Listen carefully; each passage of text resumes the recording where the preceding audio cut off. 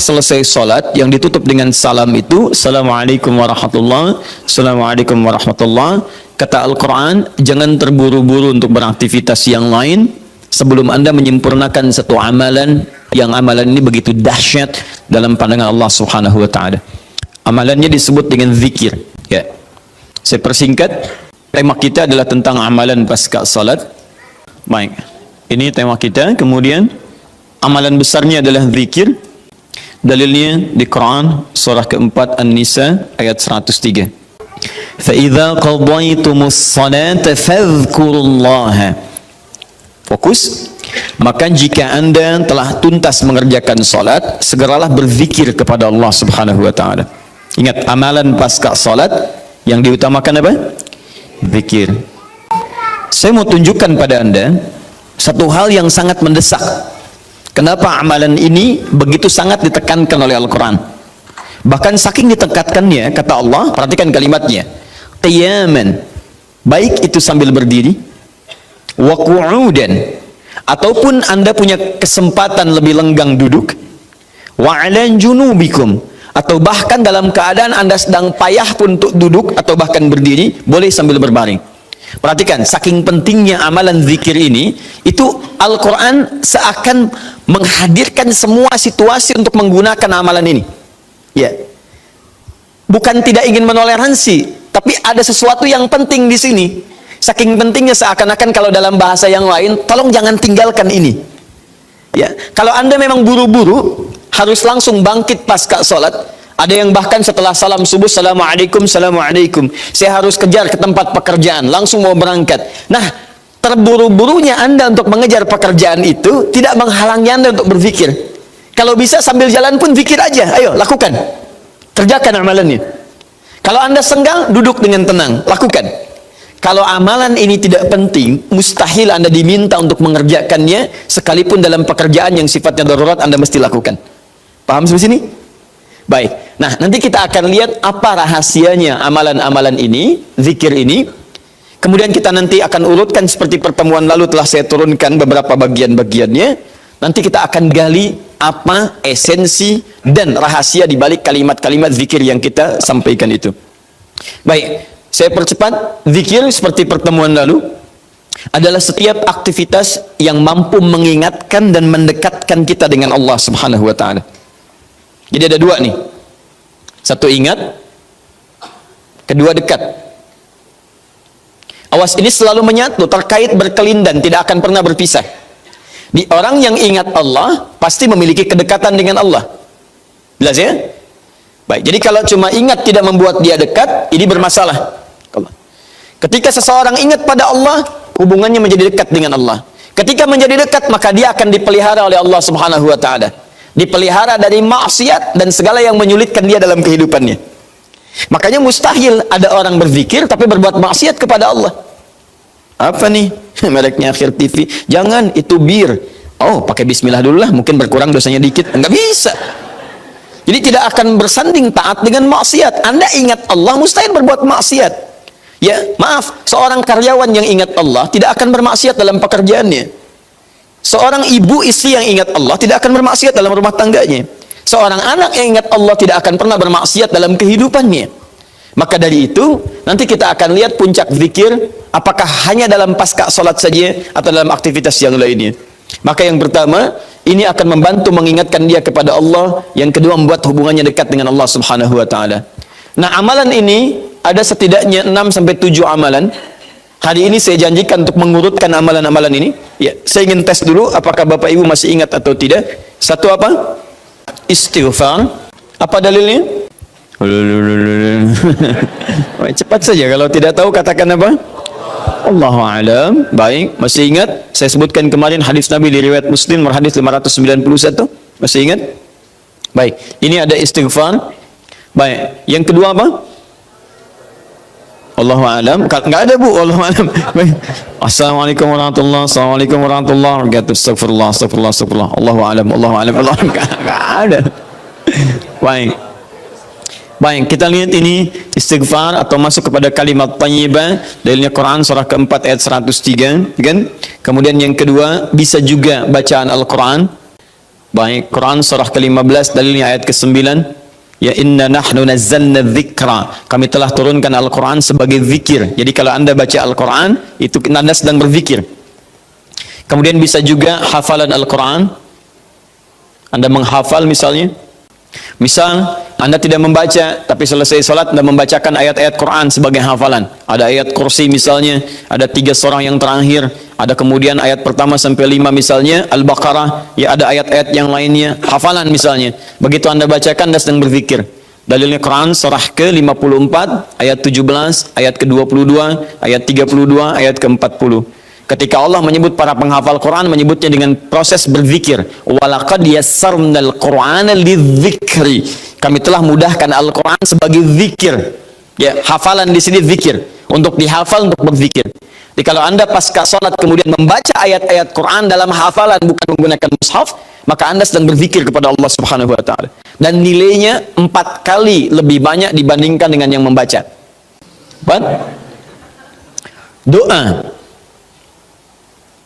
Doa itu juga sebagai zikir. Ya, Quran surah ke-7 misal dalilnya ayat 205. Wadhkur rabbaka fi nafsika tadarruan wa khifatan wa dunal jahri minal qaul. Ketika Allah meminta kita berdoa, kalimat doanya dalam bahasa perintah menggunakan kata zikir. Wadhkur rabbaka.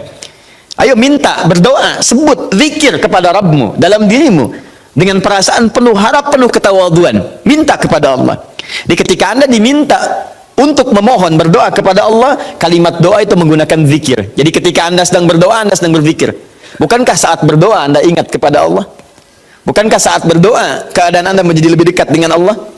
Nanti kita akan lihat doa apa yang biasa dibaca Nabi pasca sholat dan seperti apa cara memohonnya. Ada rahasianya. Anda tidak menggunakan ini sangat disayangkan. Anda kehilangan momentum, dipercepat untuk memudahkan seluruh proses kehidupan Anda. 5. Masih ingat? Salat. Nanti ada lagi amalan. Pasca salat ada salat. Di begitu selesai assalamualaikum, assalamualaikum, kapan kemudian ini kita mesti tunaikan salat yang ini? Dan ada rahasianya juga. Bahkan salat yang ini boleh jadi akan memberikan syafaat dengan izin Allah kepada hamba-hamba yang dirasakan kurang amalnya. Karena ketika amalan-amalan fardu tidak bisa menolong Anda dari proyek akhirat yang telah Anda cita-citakan untuk masuk surga itu, maka yang akan dicari pertama kali diantaranya adalah amalan yang ini. Maka Anda ketinggalan dari itu yang bisa membuat situasi tegang saat di akhirat. Hati-hati, Anda ketinggalan handphone, perasaan luar biasa sedihnya. Balik lagi ke Andur, dicari-cari lewat CCTV. Tapi Anda ketinggalan yang sunnah, kenapa tidak Anda buru kemudian? Tadi nggak sholat sunnah, besok lagi, Masya Allah. Belum tentu besok dia hidup. Dalilnya Quran surah ke-20 ayat ke-14. Ya, innani anallahu la ilaha illa ana fa'budni wa aqimis salata lidzikri. Saya Allah, tidak ada Tuhan yang layak disembah kecuali saya. Sembah saya. Bagaimana cara nyembahnya? Tunaikan salat sebagai zikir kepada saya. 6. Memperbanyak menyebut Allah, menyebut nama Allah, atau juga dengan al-asmaul husna. Dalilnya Quran surah kedua Al-Baqarah ayat 152. Fadhkuruni adzkurkum. Ayo cepat sebut nama saya, maka aku pun akan mengingatmu. Aku menyebutmu. Di orang yang selalu ingat Allah, nanti Allah akan ingat pada dia. Nanti saya kasih tahu rahasia yang paling besar. Bahkan ada orang yang saat membutuhkan ya dalam persoalan kehidupan kepada Allah, sebelum dia minta, karena Allah telah mengingatnya, Allah ringankan aktivitas kehidupan dunianya. Dia bukan nggak punya masalah, jadi kayaknya nggak kelihatan punya masalah, cuman setiap akan mengalami masalah diringankan oleh Allah sehingga seakan-akan nggak punya masalah. Nanti ini yang akan sangat menentukan bagian yang ke-6 ini, apakah hidup kita akan semakin mudah atau mendapati kesulitan yang berliku. Sebut nama Allah. Ya, bagaimana cara menyebutnya? Bisa disebut nama Allah langsung, bisa disebut dengan Asmaul Husna. Di mana dalilnya? Quran surah ke-17 nanti dari ayat 110 sampai 111-nya. Di ayat 111 tegas dikatakan Qulidullaha. Ayo sebut Allah, panggil, katakan Allah. Awidur Rahman atau Ar-Rahman, ayyamma tad'u falahul asmaul husna. Maka kapanpun Anda bisa memanggilnya, memintanya, Anda boleh memanggil dengan nama yang terbaik sesuai dengan kebutuhan Anda. Nanti saya kisahkan, ada orang baru selesai sholat, kemudian menyebut nama ini, dan satu di antara nama yang paling luar biasa, ketika dia selesai kata Nabi, dari mana kamu tahu menyebut dengan nama itu? Tahukah engkau jika engkau melakukannya, maka engkau telah memanggil Allah yang dengan panggilan itu, jika meminta akan segera diberikan, jika berdoa akan segera dikabulkan. Rahasianya luar biasa. Nanti kalau sudah tiba waktunya. Hadisnya sahih. Ya. Saking sahihnya, ini ditempatkan oleh Sayyid Qutb di dalam satu kitabnya Al-Aqaidah Al-Islamiyah, padahal kitabnya tentang akidah. Ketika membahas tentang asma wa sifat, nama-nama Allah Subhanahu wa taala. Hadis ini dimasukkan, padahal hadis ini amalan tentang amalan pasca salat. Ketujuh, bagian terakhir. Ini adalah indikator yang paling penting, yang terakhir ini sampai saya pisahkan tersendiri dalam aktivitas harian. Zikir paripurna. Ini yang zikir paripurna. Ini amalan pasca salat. Disebut dengan zikir, bukan amalan biasa, tapi semua amalan ini akan dibawa kepada seluruh aktivitas hariannya.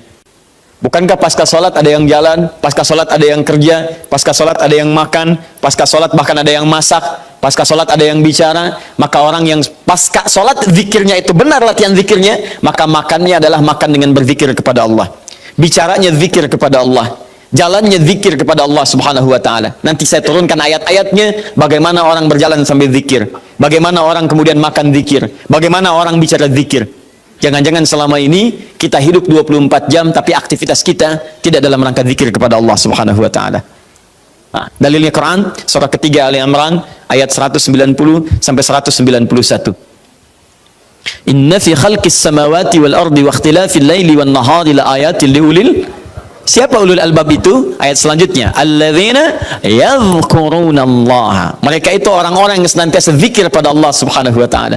Qiyaman, dalam keadaan dia berdiri, wa qu'udan, ataupun dia duduk, wa 'ala junubihim, atau bahkan sedang tidurnya. Tidurnya disebut sebagai zikir, berdirinya disebut sebagai zikir, duduknya disebut sebagai zikir. Dan ahli zikir ini adalah orang-orang yang akan dimuliakan bahkan oleh Allah ketika kembali ke akhirat nanti, dan dipuji-puji oleh Allah Subhanahu wa taala. Saya mau tunjukkan pada Anda satu hal yang sangat mendesak. Kenapa amalan ini begitu sangat ditekankan oleh Al-Quran? Bahkan saking ditekankannya, kata Allah, perhatikan kalimatnya, qiyaman, baik itu sambil berdiri, wa qu'udan, ataupun Anda punya kesempatan lebih lenggang duduk, wa 'ala junubikum, atau bahkan dalam keadaan Anda sedang payah pun untuk duduk atau bahkan berdiri, boleh sambil berbaring. Perhatikan, saking pentingnya amalan zikir ini, itu Al-Quran seakan menghadirkan semua situasi untuk menggunakan amalan ini.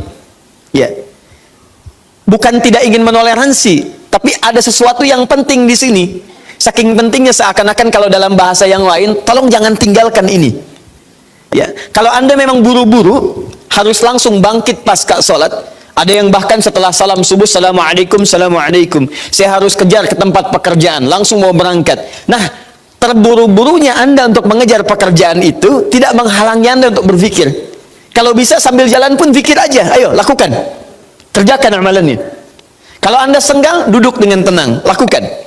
Kalau amalan ini tidak penting, mustahil Anda diminta untuk mengerjakannya, sekalipun dalam pekerjaan yang sifatnya darurat Anda mesti lakukan. Paham sampai sini? Baik, nah nanti kita akan lihat apa rahasianya amalan-amalan ini, zikir ini. Kemudian kita nanti akan urutkan seperti pertemuan lalu telah saya turunkan beberapa bagian-bagiannya. Nanti kita akan gali apa esensi dan rahasia di balik kalimat-kalimat zikir yang kita sampaikan itu. Baik, saya percepat. Zikir seperti pertemuan lalu adalah setiap aktivitas yang mampu mengingatkan dan mendekatkan kita dengan Allah Subhanahu wa taala. Jadi ada dua nih, satu ingat, kedua dekat. Awas, ini selalu menyatu, terkait berkelindan, tidak akan pernah berpisah. Di orang yang ingat Allah pasti memiliki kedekatan dengan Allah. Jelas ya? Baik, jadi kalau cuma ingat tidak membuat dia dekat, ini bermasalah. Ketika seseorang ingat pada Allah, hubungannya menjadi dekat dengan Allah. Ketika menjadi dekat, maka dia akan dipelihara oleh Allah Subhanahu wa taala. Dipelihara dari maksiat dan segala yang menyulitkan dia dalam kehidupannya. Makanya mustahil ada orang berzikir tapi berbuat maksiat kepada Allah. Apa nih? Mereknya Akhir TV. Jangan, itu bir. Oh, pakai bismillah dulu lah, mungkin berkurang dosanya dikit. Enggak bisa. Jadi tidak akan bersanding taat dengan maksiat. Anda ingat Allah, mustahil berbuat maksiat. Ya, maaf, seorang karyawan yang ingat Allah tidak akan bermaksiat dalam pekerjaannya. Seorang ibu istri yang ingat Allah tidak akan bermaksiat dalam rumah tangganya. Seorang anak yang ingat Allah tidak akan pernah bermaksiat dalam kehidupannya. Maka dari itu, nanti kita akan lihat puncak zikir, apakah hanya dalam pasca salat saja atau dalam aktivitas yang lainnya. Maka yang pertama, ini akan membantu mengingatkan dia kepada Allah. Yang kedua, membuat hubungannya dekat dengan Allah Subhanahu wa taala. Nah, amalan ini ada setidaknya 6-7 amalan. Hari ini saya janjikan untuk mengurutkan amalan-amalan ini. Ya, saya ingin tes dulu apakah Bapak Ibu masih ingat atau tidak. Satu apa? Istighfar. Apa dalilnya? Cepat saja, kalau tidak tahu katakan apa? Allahu a'lam. Baik, masih ingat? Saya sebutkan kemarin hadis Nabi di riwayat Muslim hadis 591. Masih ingat? Baik, ini ada istighfar. Baik, yang kedua apa? Allahu a'lam. Enggak ada, Bu. Allahu a'lam. Baik. Assalamualaikum warahmatullahi wabarakatuh. Astagfirullah. Allahu a'lam. Enggak ada. Baik. Baik, kita lihat ini istighfar atau masuk kepada kalimat thayyibah. Dalilnya Quran surah keempat ayat 103, kan? Kemudian yang kedua, bisa juga bacaan Al-Quran. Baik, Quran surah ke-15 dalilnya ayat ke-9. Ya, inna nahnu nazzalna dzikra. Kami telah turunkan Al-Quran sebagai zikir. Jadi kalau Anda baca Al-Quran, itu Anda sedang berzikir. Kemudian bisa juga hafalan Al-Quran. Anda menghafal misalnya. Misal, Anda tidak membaca, tapi selesai salat Anda membacakan ayat-ayat Quran sebagai hafalan. Ada ayat kursi misalnya, ada 3 surah yang terakhir, ada kemudian ayat pertama sampai 5 misalnya, Al-Baqarah, ya ada ayat-ayat yang lainnya, hafalan misalnya. Begitu Anda bacakan, Anda sedang berzikir. Dalilnya Quran surah ke-54, ayat 17, ayat ke-22, ayat 32, ayat ke-40. Ketika Allah menyebut para penghafal Quran, menyebutnya dengan proses berzikir. Walaqad yassarnal Qur'ana lidzikri. Kami telah mudahkan Al-Quran sebagai zikir. Ya, hafalan di sini zikir. Untuk dihafal, untuk berzikir. Jadi kalau Anda pasca salat kemudian membaca ayat-ayat Quran dalam hafalan bukan menggunakan mushaf, maka Anda sedang berzikir kepada Allah Subhanahu wa taala. Dan nilainya 4 kali lebih banyak dibandingkan dengan yang membaca.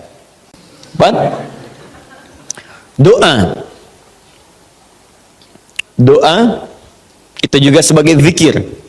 Ya, Quran surah ke-7 misal dalilnya ayat 205. Wadhkur rabbaka fi nafsika tadarruan wa khifatan wa dunal jahri minal qaul. Ketika Allah meminta kita berdoa, kalimat doanya dalam bahasa perintah menggunakan kata zikir. Wadhkur rabbaka. Ayo minta, berdoa, sebut zikir kepada Rabbmu dalam dirimu dengan perasaan penuh harap, penuh ketawaduan. Minta kepada Allah. Di ketika Anda diminta untuk memohon berdoa kepada Allah, kalimat doa itu menggunakan zikir. Jadi ketika Anda sedang berdoa, Anda sedang berzikir. Bukankah saat berdoa Anda ingat kepada Allah? Bukankah saat berdoa keadaan Anda menjadi lebih dekat dengan Allah? Nanti kita akan lihat doa apa yang biasa dibaca Nabi pasca salat dan seperti apa cara memohonnya. Ada rahasianya. Anda tidak menggunakan ini sangat disayangkan. Anda kehilangan momentum, dipercepat untuk memudahkan seluruh proses kehidupan Anda. 5, masih ingat? Salat. Nanti ada lagi amalan. Pasca salat ada salat. Di begitu selesai assalamualaikum, assalamualaikum, kapan kemudian ini kita mesti tunaikan salat yang ini? Dan ada rahasianya juga. Bahkan salat yang ini boleh jadi akan memberikan syafaat dengan izin Allah kepada hamba-hamba yang dirasakan kurang amalnya. Karena ketika amalan-amalan fardu tidak bisa menolong Anda dari proyek akhirat yang telah Anda cita-citakan untuk masuk surga itu, maka yang akan dicari pertama kali diantaranya adalah amalan yang ini. Maka Anda ketinggalan dari itu yang bisa membuat situasi tegang saat di akhirat. Hati-hati, Anda ketinggalan handphone, perasaan luar biasa sedihnya. Balik lagi ke Andur, dicari-cari lewat CCTV. Tapi Anda ketinggalan yang sunnah, kenapa tidak Anda buru kemudian?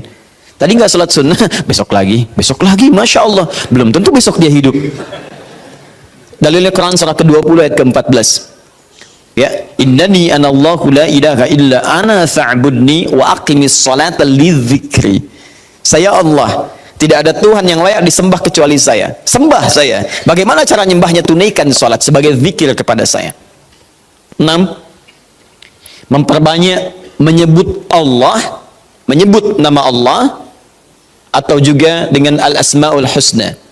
Dalilnya Quran surah kedua Al-Baqarah ayat 152. Fadhkuruni adzkurkum. Ayo cepat sebut nama saya, maka aku pun akan mengingatmu. Aku menyebutmu. Di orang yang selalu ingat Allah, nanti Allah akan ingat pada dia. Nanti saya kasih tahu rahasia yang paling besar. Bahkan ada orang yang saat membutuhkan ya dalam persoalan kehidupan kepada Allah, sebelum dia minta, karena Allah telah mengingatnya, Allah ringankan aktivitas kehidupan dunianya. Dia bukan nggak punya masalah, jadi kayaknya nggak kelihatan punya masalah, cuman setiap akan mengalami masalah diringankan oleh Allah sehingga seakan-akan nggak punya masalah. Nanti ini yang akan sangat menentukan bagian yang keenam ini, apakah hidup kita akan semakin mudah atau mendapati kesulitan yang berliku. Sebut nama Allah. Ya, bagaimana cara menyebutnya? Bisa disebut nama Allah langsung, bisa disebut dengan Asmaul Husna. Di mana dalilnya? Quran surah ke-17 nanti dari ayat 110 sampai 111-nya. Di ayat 111 tegas dikatakan, "Qulid'ullaha." Ayo sebut Allah, panggil, katakan Allah. Awidur Rahman atau Ar-Rahman, ayyamma tad'u falahul asmaul husna. Maka kapanpun Anda bisa memanggilnya, memintanya, Anda boleh memanggil dengan nama yang terbaik sesuai dengan kebutuhan Anda. Nanti saya kisahkan, ada orang baru selesai sholat, kemudian menyebut nama ini, dan satu di antara nama yang paling luar biasa, ketika dia selesai kata Nabi, dari mana kamu tahu menyebut dengan nama itu? Tahukah engkau, jika engkau melakukannya, maka engkau telah memanggil Allah, yang dengan panggilan itu, jika meminta akan segera diberikan, jika berdoa akan segera dikabulkan. Rahasianya luar biasa, nanti kalau sudah tiba waktunya. Hadisnya sahih. Ya. Saking sahihnya, ini ditempatkan oleh Sayyid Qutb di dalam satu kitabnya Al-Aqaidah Al-Islamiyah, padahal kitabnya tentang akidah. Ketika membahas tentang asma wa sifat, nama-nama Allah Subhanahu wa Ta'ala, hadis ini dimasukkan, padahal hadis ini amalan tentang amalan pasca salat. Ketujuh, bagian terakhir, ini adalah indikator yang paling penting, yang terakhir ini, sampai saya pisahkan tersendiri dalam aktivitas harian. Zikir paripurna. Ini yang zikir paripurna. Ini amalan pasca salat, disebut dengan zikir, bukan amalan biasa, tapi semua amalan ini akan dibawa kepada seluruh aktivitas hariannya. Bukankah pasca sholat ada yang jalan, pasca sholat ada yang kerja, pasca sholat ada yang makan, pasca sholat bahkan ada yang masak, pasca sholat ada yang bicara? Maka orang yang pasca sholat zikirnya itu benar latihan zikirnya, maka makannya adalah makan dengan berzikir kepada Allah, bicaranya zikir kepada Allah, jalannya zikir kepada Allah Subhanahu wa Ta'ala. Nanti saya turunkan ayat-ayatnya, bagaimana orang berjalan sambil zikir, bagaimana orang kemudian makan zikir, bagaimana orang bicara zikir. Jangan-jangan selama ini kita hidup 24 jam tapi aktivitas kita tidak dalam rangka zikir kepada Allah Subhanahu wa Ta'ala. Nah, dalilnya Quran surah ketiga Ali Imran ayat 190 sampai 191. Inna fi khalqis samawati wal ardi wa ikhtilafil laili wan nahari la ayatin liulil. Siapa ulul albab itu? Ayat selanjutnya, alladzina yadhkurunallaha. Mereka itu orang-orang yang senantiasa zikir pada Allah Subhanahu wa Ta'ala. Qiyaman, dalam keadaan dia berdiri, wa qu'udan, ataupun dia duduk, wa ala junubihim, atau bahkan sedang tidurnya. Tidurnya disebut sebagai zikir, berdirinya disebut sebagai zikir, duduknya disebut sebagai zikir. Dan ahli zikir ini adalah orang-orang yang akan dimuliakan bahkan oleh Allah ketika kembali ke akhirat nanti, dan dipuji-puji oleh Allah Subhanahu wa Ta'ala.